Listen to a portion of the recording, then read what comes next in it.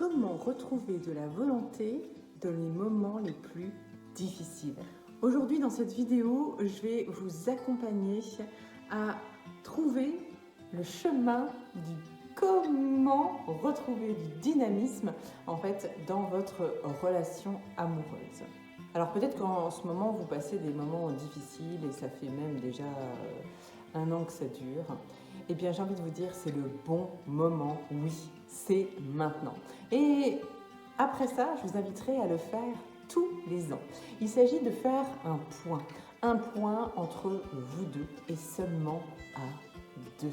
Donc si vous avez des enfants, eh bien prévoyez peut-être un week-end ou une journée ensemble. Prévoyez la nourrice pour les garder ou qu'ils se gardent tout seuls pendant ce temps-là. C'est un moment qu'il va vraiment falloir choisir. Vous savez, souvent on se met, et je parlerai cette fois-ci beaucoup plus pour les femmes, certes beaucoup d'hommes le sont également, mais en règle générale, et c'est ainsi que je parle dans les vidéos, puisque je ne connais pas votre situation, peut-être est-ce votre cas, peut-être pas. Donc je vais rester généraliste en vous disant que bien souvent les femmes, on se met vraiment une pression monstre. Il faut faire ceci, il faut faire cela, il faut faire le ménage, il faut s'occuper des enfants, il faut faire le repassage, il faut faire la lessive, il faut aller faire les courses, il faut que je fasse ceci, il faut que je fasse cela. Et en fait, vous avez souvent votre conjoint ou votre partenaire qui vous dit « Oui, mais tu n'es pas obligé de faire ceci, tu n'es pas obligé de faire cela. » Et pourtant, si on ne le fait pas, eh bien, rien n'est fait.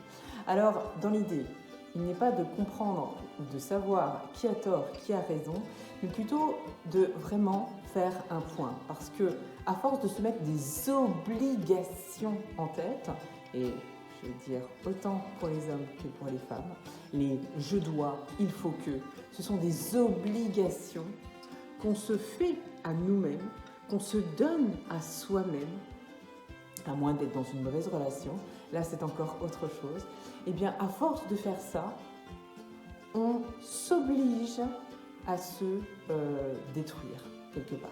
Et donc à détruire, vous ne pourrez jamais vous libérer de toutes vos contraintes. Donc l'idée, c'est pas de transformer ces obligations, donc ces contraintes indirectes que vous vous imposez, mais plutôt de vous poser les bonnes questions pendant cette fameuse journée.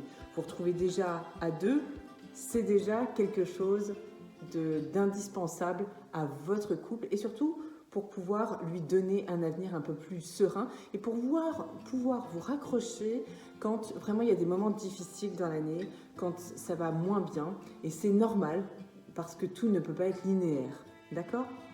Donc là, je vais vous donner des questions que vous pouvez vous-même d'ailleurs transformer, hein, mais au moins je vais vous en donner quelques-unes qui vont vous permettre de vous poser les bonnes questions pour avoir les bonnes réponses, encore une fois, et avancer au mieux dans votre relation. Créez-en d'autres, soyez, j'ai envie de dire, inventifs, mais surtout constructifs pour votre avenir à deux. Posez-vous la question l'un à l'autre et prenez le temps d'écouter sans juger, d'accord, et sans justifier forcément ce qui se passe pendant des heures et des heures, mais vraiment posez-vous déjà cette première question, à savoir comment est-ce que vous vous sentez? Est-ce que vous avez peur? Est-ce que vous êtes angoissé? Est-ce qu'au contraire tout va bien? Vous êtes dans l'équilibre? C'est important de savoir ce que l'autre ressent et d'être dans l'empathie à ce moment-là, c'est-à-dire savoir se mettre à la place de l'autre. Pas prendre sa place parce qu'on garde la nôtre, mais de comprendre ce qui peut se passer dans la vie de notre partenaire. Considérons-le ou considérons-la pour pouvoir être un peu plus en harmonie dans son couple. Ça ne veut pas dire non plus que vous allez prendre sa place et que vous allez transformer les choses ou que vous allez changer, d'accord ?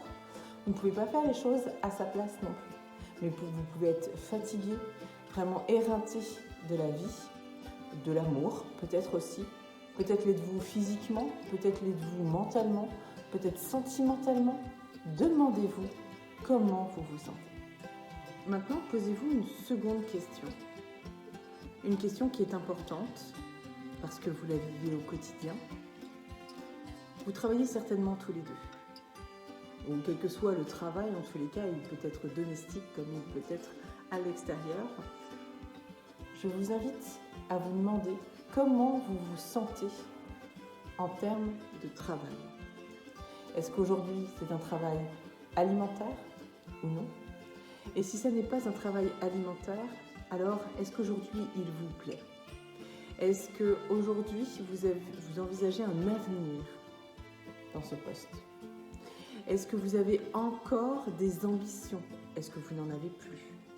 Comment voyez-vous aujourd'hui votre travail, votre situation hors financier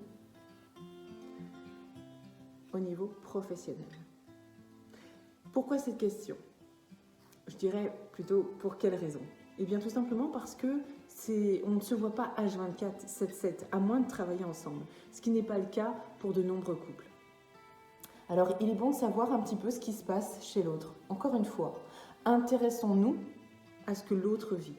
Et même si on le vit bien au quotidien, ou peut-être qu'on le vit mal au quotidien et quand on rentre à la maison, eh bien, on oublie cette partie-là.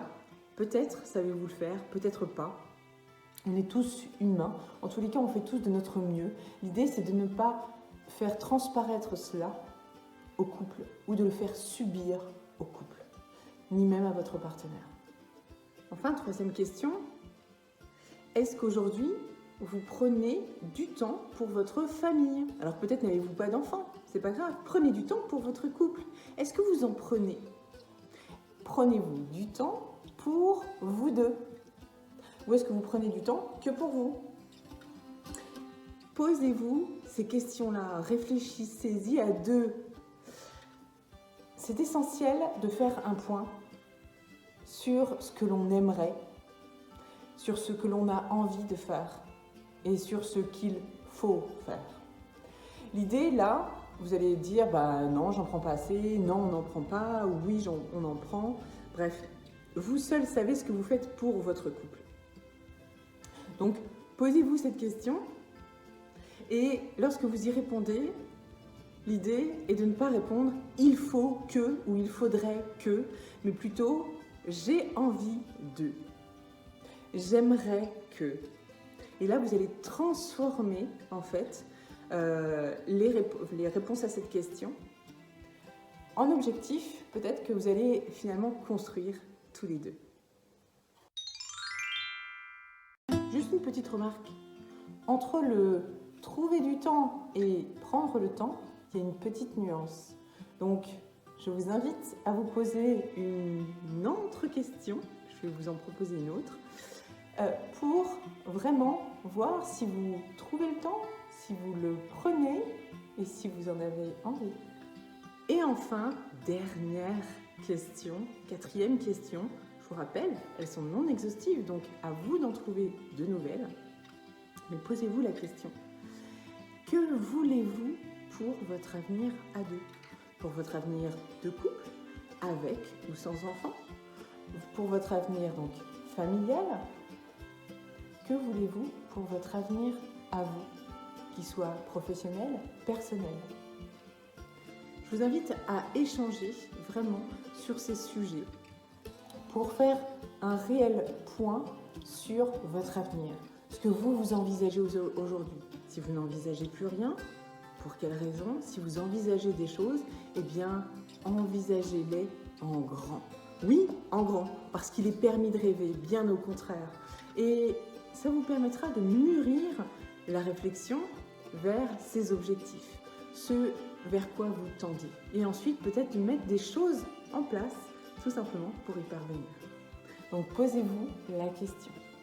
Donc, l'idée, là, était vraiment de faire un point sur cette journée que vous aurez choisie tous les deux. Les questions auxquelles vous aurez répondu. Et tout ça, ça va vous mener à des réflexions que vous pourrez coucher sur papier, prendre le temps, auquel vous pourrez prendre le temps de réfléchir, de peut-être mener des actions prochaines, de voir si vous êtes toujours sur la même longueur d'onde ou pas. Et ça va vous amener surtout pour toutes les années qui vont venir, surtout l'année qui arrive, les 12 prochains mois, à vous projeter. Et quand ça ira moins bien, à vous raccrocher à ce que vous avez vu ensemble.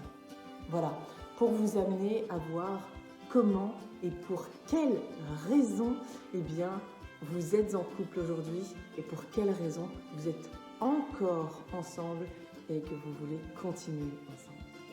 Je vous retrouve pour une prochaine vidéo. En attendant, bonne application et très belle journée à vous deux. Ciao, ciao!